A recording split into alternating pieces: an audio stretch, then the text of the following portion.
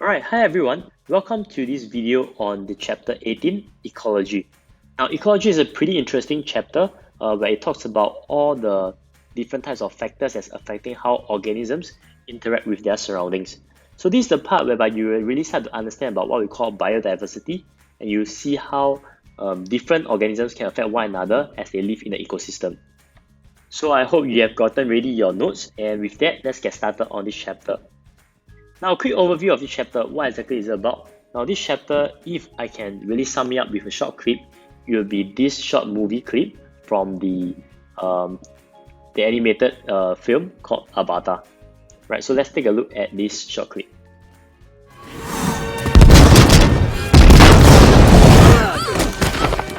Progress! Move!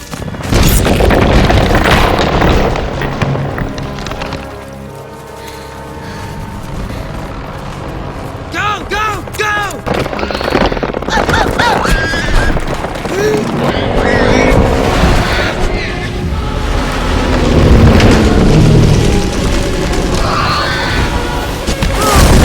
No, no! Get back! Back!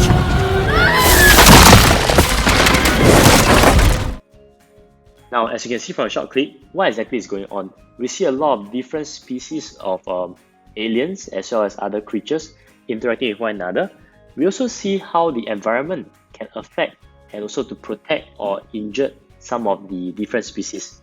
Now, this is what this entire chapter is about. It's trying to get us to understand how exactly can the environment and the organisms interact and support one another in the ecosystem. So this is an overview of this big chapter in your textbook. So right now we're actually talking about the first part of the chapter, which is on ecology. So this is the part on ecology. There will be a second portion which is called impacts on ecosystem, and that will be covered in a separate set of notes. So this chapter on ecology comprises of a few things.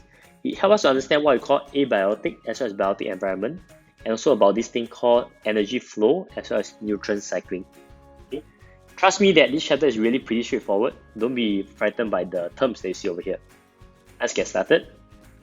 Now, before we can go on further, let's just introduce you to some of the terms, right? There's nothing to copy down, not much, right? So some of the terms that you might have seen before in primary school. Habitat refers to a place where the organism lives. So for example, your freshwater stream, forest, grassland, mangrove. Basically a location where the organism is found in. The term population, community, as well as ecosystem, which you might have already come across in primary school, right? So just a recap, population refers to a group of the same species, right? So for example, the human population, right? So it's referring to all of the humans.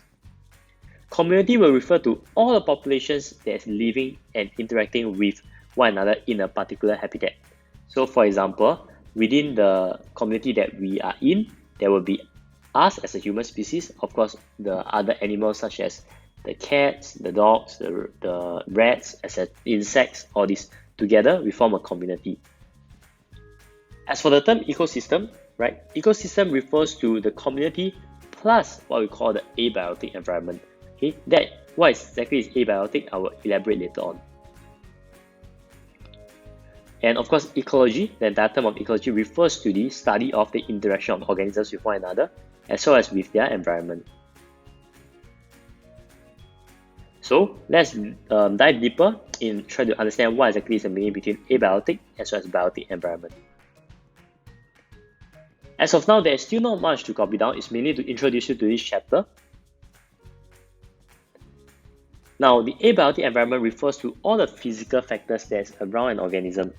That means it's not the living things. The biotic environment refers to all the living things that an organism interacts with.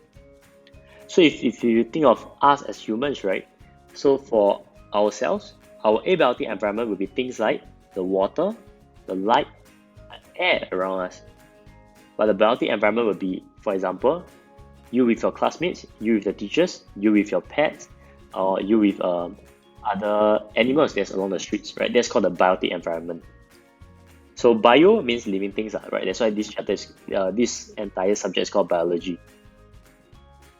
So just some examples of abiotic environment, right? So at least we have an idea of what they comprises of. So things like light intensity, right? Light intensity is a type of abiotic environment. It can affect the growth of plants. Water, right? Water is a type of abiotic environment as well, a factor, because it does impact us, just that it's not a living thing. So how exactly does water affect us? Now, we have learned earlier on in Sec 3 about this chapter called Transport in Plants, if you still recall, right? And we talk about how exactly is a leaf adapted to reduce water loss. And right here, over here, I have the cactus plant, right? So for a cactus plant, they have very thin and small surface area for their leaves, right? So it's actually the needles are the leaf. And what it does is this helps to reduce the rate of transpiration, right? So a bit of recap, so that the plant will not lose water that quickly and will not dry up or wilt and die. For the camels, right, the camels also have certain type of adaptations, right? They have the humps that can help to store water, and they also have very, very long eyelashes to protect themselves from the dry climate that they survive in. Another abiotic environment, the factor will be temperature, right? Temperature does affect enzymes, as all of us know, so it is one of the factors that can affect the living things. Oxygen, right? Definitely oxygen is needed for respiration to occur. Salinity, that actually refers to the concentration of salt within water, right? So it doesn't really affect us that much, but it affects the marine animals because based on the water potential, right, it can affect this process of osmosis. So it determines whether water will enter or leave the organism. So if you do keep fish at home, or if your parents do that, you might notice that they will watch very closely about salinity so that the water plants or the water animals will not suffer, right? Because they're very sensitive to this kind of conditions. Last but not least, pH, right? pH, as we have learned earlier on, it also affects the rate of enzyme activity, so therefore it's going to affect living things. Yep, and that is just some factors that's within the abiotic environment around us. Now, what about biotic environment? Now, biotic environment refers to the interaction between living things. Right, it's important to understand that all the organisms in a community are actually interdependent of one another. So, for instance, us as humans, right, we are dependent on, for example, the chickens for their eggs, right, for our diet. We are dependent on the maize plant for the rice grains for our diet, right, for all the noodles that we eat, all these things. Bread, right? So bread came from flour, and flour must have came from a certain type of plant, right? So that's how we see that all the different type of organisms are actually interrelated to one another. These kind of interactions might either be good for us, beneficial, or it might be harmful. But what is important is to understand that so long as we change one of the type of organism, so long as we impact one of them, it can actually affect the entire community. Right? So, for example, let's say that I remove all the fruits from the supermarket, right? That will in turn affect your diet, and in turn you will have an impact on the human species, right? So that's what we're trying to get you to understand. So what could be some of the beneficial or harmful relationships in the animal kingdom, right? What could be some of the things that we see out there? Now I'm going to show you a short clip now to show you an example of type of interactions between organisms, and I would like you to think about whether is it beneficial or is it harmful. Incredibly, 80% of all insects live in jungles. Few are more successful than the ants. There can be 8 million individuals in a single hectare. But jungle ants don't have it all their own way.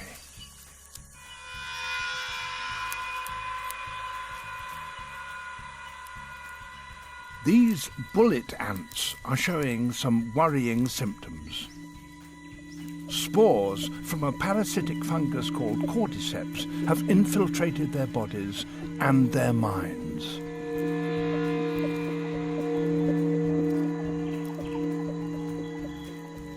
Its infected brain directs this ant upwards. Then, utterly disorientated, it grips a stem with its mandibles. Those afflicted that are discovered by the workers are quickly taken away and dumped far away from the colony. It seems extreme, but this is the reason why. Like something out of science fiction, the fruiting body of the cordyceps erupts from the ant's head.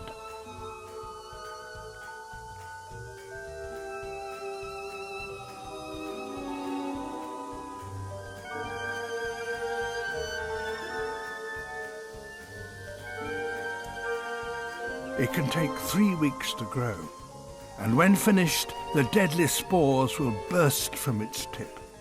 Then any ant in the vicinity will be in serious risk of death. The fungus is so virulent it can wipe out whole colonies of ants. And it's not just ants that fall victim to this killer. There are literally thousands of different types of cordyceps fungi, and remarkably, each specializes on just one species.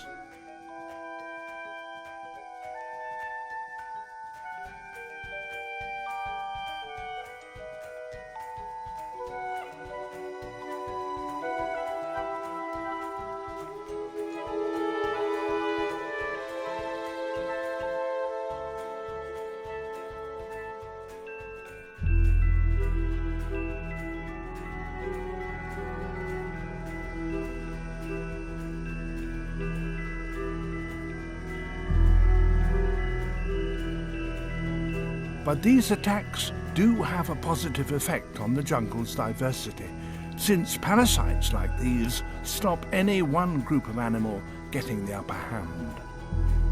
The more numerous a species becomes, the more likely it will be attacked by its nemesis, a cordyceps fungus. Alright, so as you can see from the video itself, this is actually what we call a parasite, right? A parasite, it forms a relationship whereby it takes advantage of the host. So it's a bit like how if you think of bacteria infecting us, making us fall sick, or like in fact even virus like COVID-19, right, infecting humans and using humans as an opportunity for them to replicate and produce more of themselves. That's actually a parasitic relationship. So one organism will benefit, the other one will suffer, right? So that's what you see in this clip as well. But not all relationships must be like that, right? This is another example of a parasitic relationship, pretty disgusting over here. So what you see is that a particular type of bug has actually infested the tongue of the fish, right? So it's not that the bug is sitting on the tongue, but rather it's growing out from the tongue, attaching itself to the tongue already. So this is an example of a parasitic relationship. So the bug actually feeds off all the food that the fish is trying to get. And eventually what happens for parasites is that once the host is weak enough, like the host is going to die already, then the parasite will leave, right? So after you use up all the things. But of course, over here, we also have what we call a beneficial symbiotic relationship. Like let's say between your pollinators, like your butterflies or your bees, with the flowers, which provides nectar, right? So while the insects get the nectar as food, the insects also help the plants to spread their pollen through insect pollination methods, right? So this is what you have learned earlier on as well. Right, and with that, we have completed just an introduction to the idea of ecology as well as the different factors that will impact the organisms.